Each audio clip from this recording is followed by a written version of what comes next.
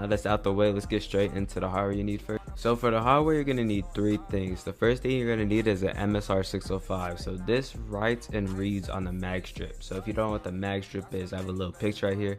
It's the black stripe on the back of the card. That is what this reads and writes on. You're gonna need this to edit the mag strip. And yeah, this is the most expensive item, 82, 85 bucks. So next, the Omni key. So the Omni key is really cheap. It's only 14 bucks. This is the one I have personally. I recommend you get this one because it just works fine. But if you can buy this one, get this one. If you can't, if it's like off sale or something, you can still get another one, but I recommend you get this one. The Omni key is using like 90% of the process of cloning. Everything I'm showing you guys, you're gonna need. And the last thing you need is J28040 blanks. You need the blanks to put in the Omni key. You need the blanks to put in the MSRX. You know, you need them, right? So you see these come in 1, 3, 5 pack. You can reuse blanks. So if you're really trying to get started with the least amount of money spent as possible, you can just get a 1 pack. But if you have the money, I recommend you get like a 3 or 5 pack just to have extra ones lying around. It helps out a little bit. But before I finish talking about the cards, there are certain things that you need to make sure it says in the title and description to make sure the card is right for what we're trying to do, right? So you need to make sure the card says J28040. You need to make sure it says 2-track. You need to make sure it says HiCo, and you need to make sure it says unfused, which it says it down here, right? You need to make sure it says all of that or it won't work for what we're doing. A lot of people buy the wrong cards and they're gonna have to wait even longer just because they bought the wrong cards and they gotta order the right ones after, so you're just losing money. But yeah, these were the 3 things you need for the hardware. Now I'm gonna go into the software you need. So I'm back on my desktop and you see I got all the software you need right here. The software you need is ATR, CardPeek, JCOB, X2, MSRX, and ARQC. These are the 6 main pieces of software you need. So these 2 right here, they're just alternatives to the 6 main softwares you need. So these 2 I won't get into on this video, but I have a full cloning tutorial. I can't really show you guys everything on YouTube, but I am going to show you guys the main piece of software, which is X2. So before I start showing you guys how to use it, there's a bunch of different X2s. There's X2 2021, X2 2020. There's a bunch of different ones, and there's also fake ones. So I just want to make sure you guys don't get fake ones. So yeah, I'm gonna get into it. So the first step when you open X2 is ENV, right? So you see all this, you're like, what is going on? So basically, I got a fake dump here. And if you don't know what a dump is, it's basically the CC info, which comes to track 2, track 1, and a pin. And you would copy it onto X2 so you can burn it onto your blank, right? And X2 uses the Omni key. So right now, my Omni key would have a blank in it, and you would burn it onto the blank, right? So what I need to do with this fake dump is copy all this onto X2. Dumps usually come also with a track 1, but just for time's sake of the video, I'm only going to go over and act like I only had track 2. So the first thing you see here says track 2.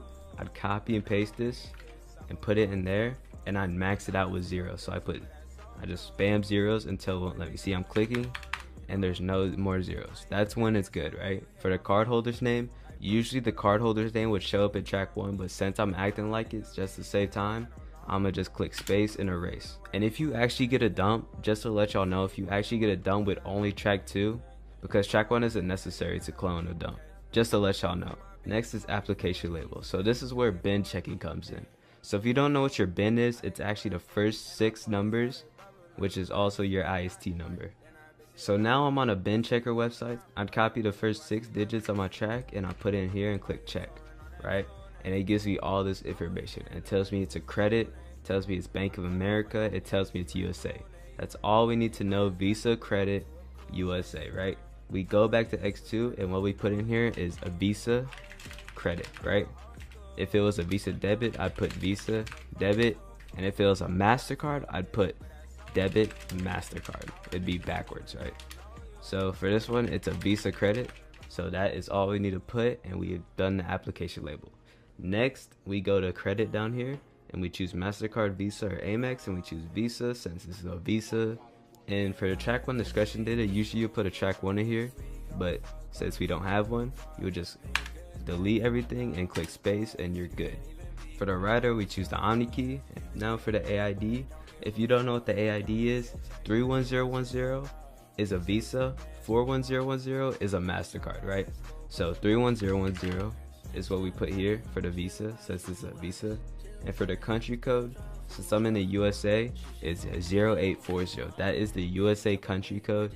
If you don't know the country code for your country, you can search up online. I also have a list in my Discord that goes over all the country codes. And next, the currency. The currency code is always the same as the country code, so you put 0840 in there too. And you saw it in the fake dump. We have a pin 3665. We put that in there, and we just did all of that quickly, right? Cloning is a fast process. People think it takes a long time, but it really doesn't.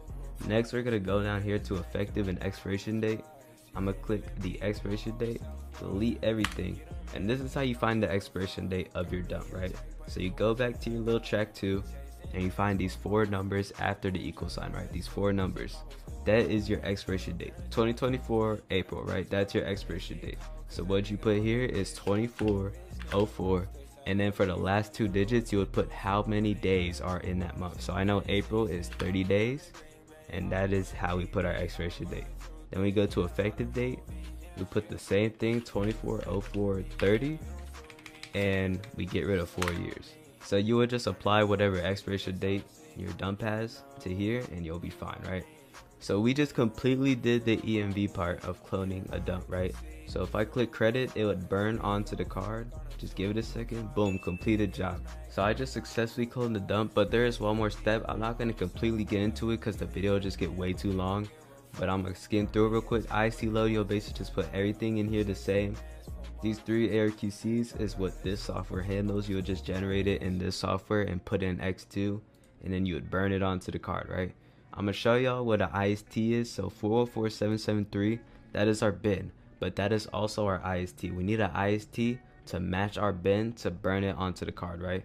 So if you don't have ISTs, you can hit me up. I have an IST pack of all USA ISTs. It's a bunch of them.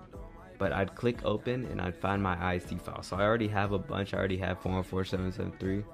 So I'd double click and boom, I put it in there, and I'd put all the stuff in here and I'd burn it, right? That is how you use the IST. The only hard part is